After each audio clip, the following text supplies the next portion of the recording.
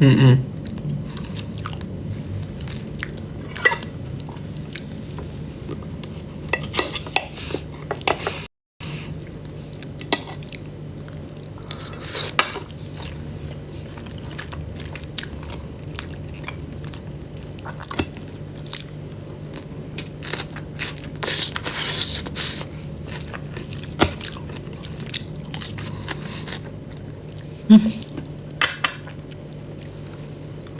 What's that? Ay.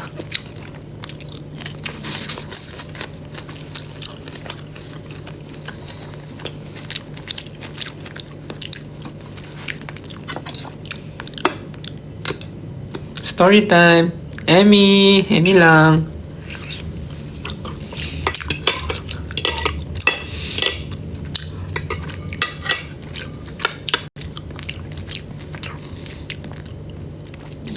Nasa our mansion ba kayo?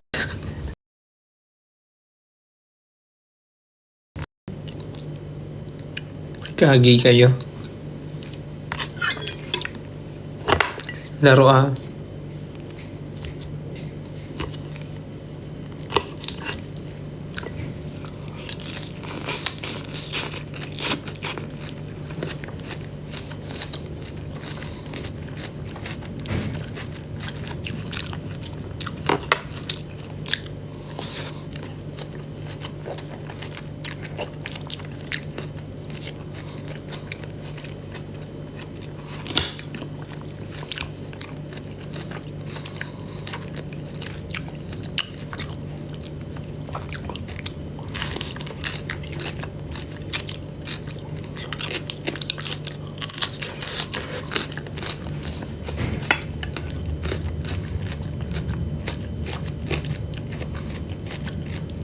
Bala kayo, hindi ako magsasalita, kakain lang ako.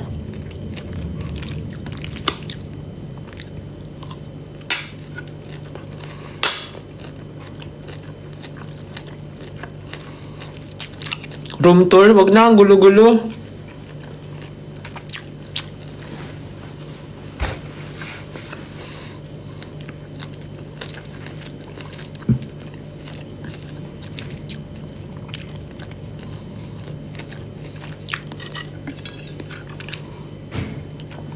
Parang busog na ako.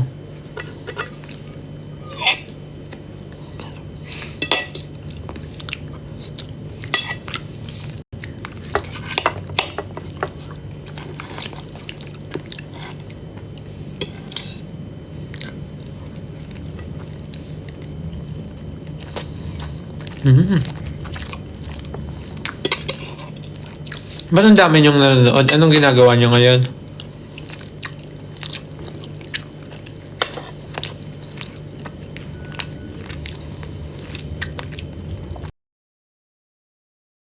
Gusto niyo magkwento ako about Pop Mart sa MOA?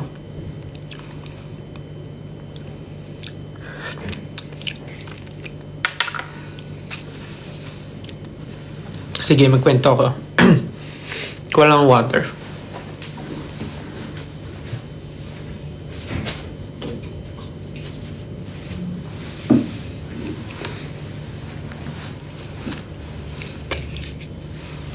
Masama pa yung buko.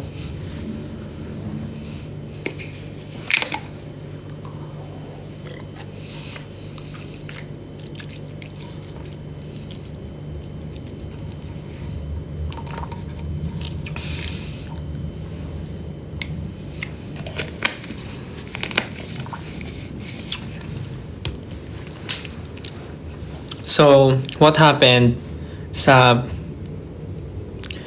Pop Mart sa MOA?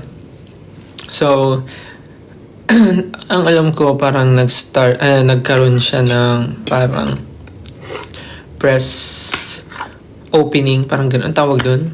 Basta ganun, parang nung October 31.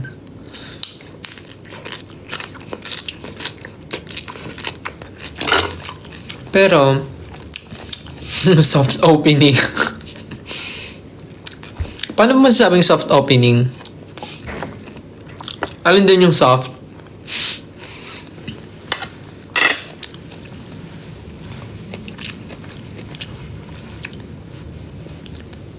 Yun, media launch. Potek.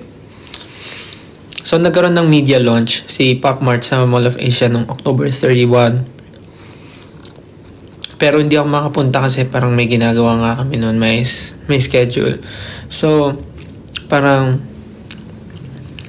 in-invite kasi ako ni Monga noon that time. Naalala niyo yung Christmas tree lighting? In-invite nila ako noon. Pero sabi ko nga dahil may gagawin sa 31, parang in-invite na lang nila ako at in-invite nila ako ng November 1. Tapos, sabi nila kung gusto ko daw ba ng private tour. Tapos sabi ko, okay lang naman. Kung para mas rin sa kanila, less hassle din. So, ayun, pumunta ako ng super early sa MOA. Like, parang super excited kasi sobrang aga, pero mas okay na yun kaysa malate. So, pagdating namin doon, ay nga, tinur nga kami sa Pop Mart. Ang saya lang kasi finally meron na dito. Kasi di ba last time nag-tweet ako, sabi ko Pop Mart PH when. Tapos biglang nagkaroon. Ang galing, amazing. Nakakatuwa lahat ng mga Pop Mart characters available, even the new releases, meron sila doon. So parang kakatuwa, ang sarap mag window shopping. Window shopping lang kasi bawal pa bumili. Alam ko pwede bumili November 2. Today. Alam ko.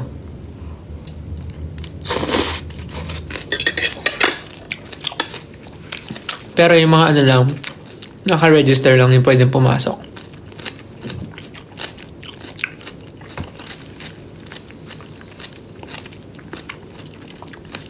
Yung pwede pumasok and mag-purchase today. Alam ko ano yun eh. Starting today until November 6, parang ganun ata yung queuing. Queuing ba tawag doon? Ganun yung rules.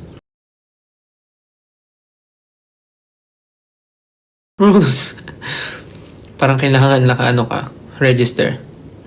Pero sa mga susunod ata na buwan or araw, I guess, parang pwede na yung walk-in.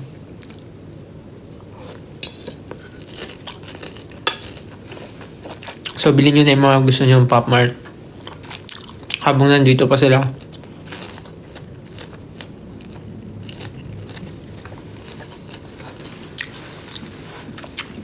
Tapos meron din sila ng mga limited edition. Meron din silang 400%, meron silang 1,000, meron bang 1,000% ako nakita? Parang wala, parang 400 lang tsaka 500%.